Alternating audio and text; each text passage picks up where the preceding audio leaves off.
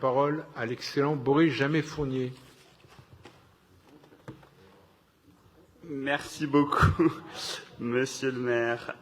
J'ai souhaité prendre la parole pour évoquer une date, le 19 mai 2021.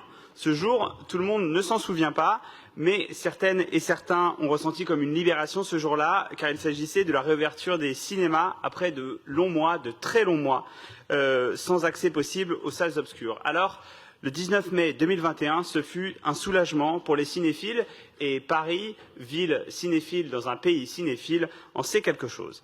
Mais pour les gérantes et les gérants des salles de cinéma, et plus encore de salles de cinéma indépendants, ce ne fut, ce 19 mai 2021, qu'une bouffée d'air dans un contexte qui est difficile. Un peu d'oxygène, bienvenue pour ces professionnels qui se battent pour faire vivre leur métier. Et effectivement, ces professionnels se battent depuis de très nombreuses années. Depuis janvier 92, les salles de cinéma indépendants parisiennes se sont constituées en associations afin de développer entre elles des actions solidaires pour accroître leur dynamisme économique, pour promouvoir leur richesse culturelle et mettre en place des initiatives permettant de développer de nouveaux publics pour ces salles. Aujourd'hui, elles réunissent cette association 30 salles qui sont réparties sur 13 arrondissements et l'association coordonne avec succès de nombreuses activités d'éducation à l'image à destination du public familial, mais aussi évidemment du public scolaire. Je pense au dispositif Collège au cinéma, je pense à l'atelier Une expérience de cinéma ou à la programmation L'enfance de l'art. On est dans un contexte d'intensification de la concurrence pour l'accès aux films.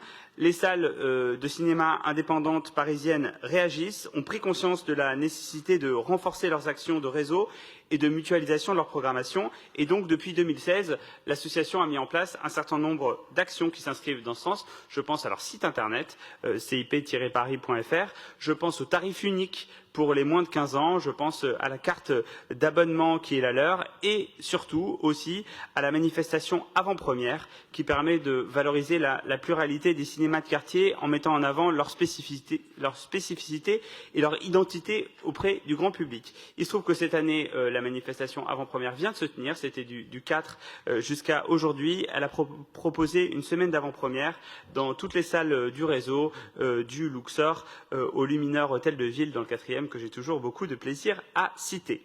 Depuis 2019, l'association a également mis en place un label qui permet au grand public comme aux professionnels d'identifier un film qui est soutenu par les cinémas indépendants parisiens. Et c'est pour accompagner toutes ces initiatives, pour encourager cette dynamique de mutualisation avec avant-première, avec le label CIP, qu'il nous est proposé d'attribuer à l'association Cinéma indépendant parisien, dont le siège est à Paris Centre, une subvention d'un montant de 30 000 € pour l'année 2021, sachant que le budget prévisionnel de toutes ces actions s'élève à 71 500 €. J'en profite évidemment et j'en termine par là pour saluer Karine Roland, pour saluer ses équipes pour la politique culturelle parisienne et le soutien sans faille de notre municipalité en faveur du cinéma en général et en faveur du cinéma indépendant en particulier et de toutes ces salles qui font la beauté de notre ville dans les salles obscures. Alors, chers collègues, une fois de plus, moteur et surtout action, je vous invite à voter cette délibération. Merci Boris Jamet-Fournier.